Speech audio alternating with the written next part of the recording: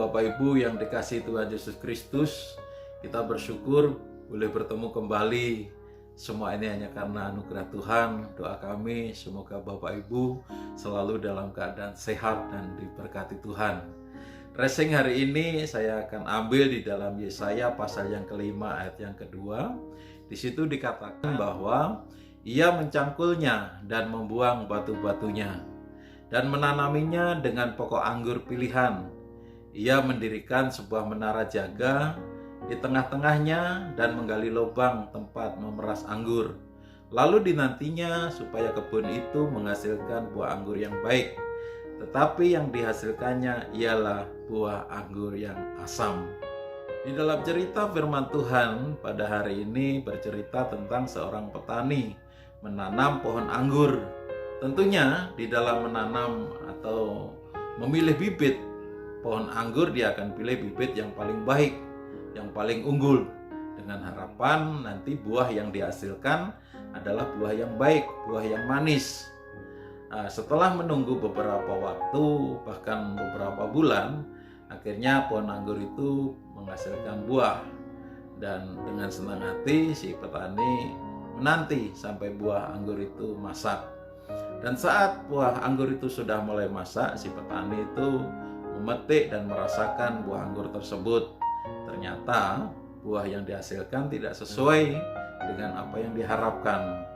Buah anggur yang dihasilkan ternyata bukan buah anggur yang manis, tetapi buah anggur yang asam.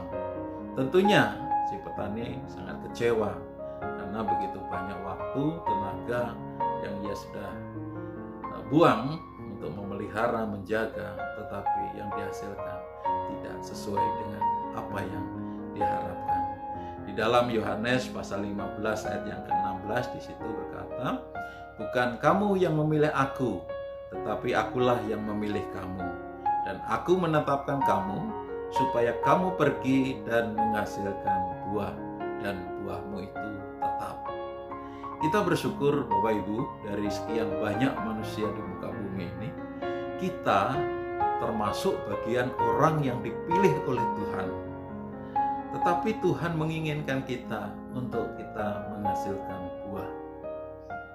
Bapak Ibu yang dikasihi Tuhan Yesus Kristus, artinya kita tidak hanya cukup dipilih, kita tidak cukup dipanggil, tetapi ada sesuatu yang harus kita kerjakan dan kita lakukan agar hidup kita yang kita jalani saat ini benar-benar hidup yang boleh menyenangkan hati Tuhan.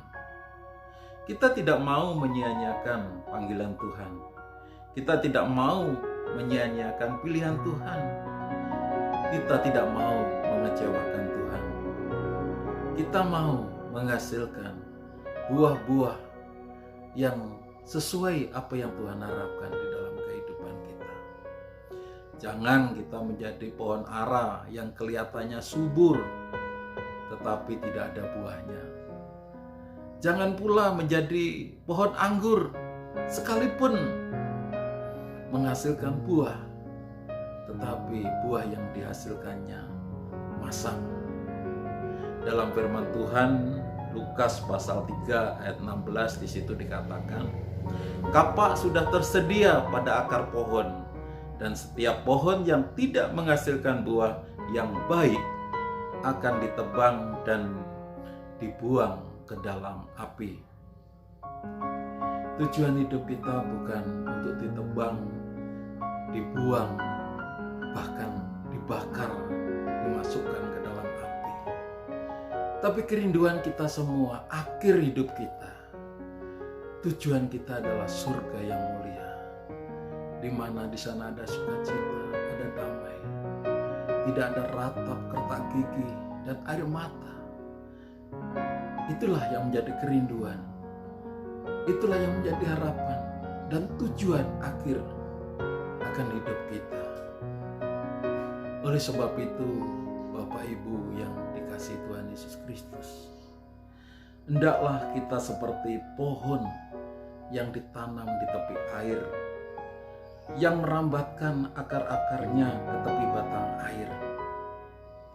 dan yang tidak mengalami datang panas terik, yang daunnya tetap hijau, yang tidak khawatir dalam tahun kering, dan yang tidak berhenti menghasilkan buah. Inilah firman yang kami sampaikan pada hari ini.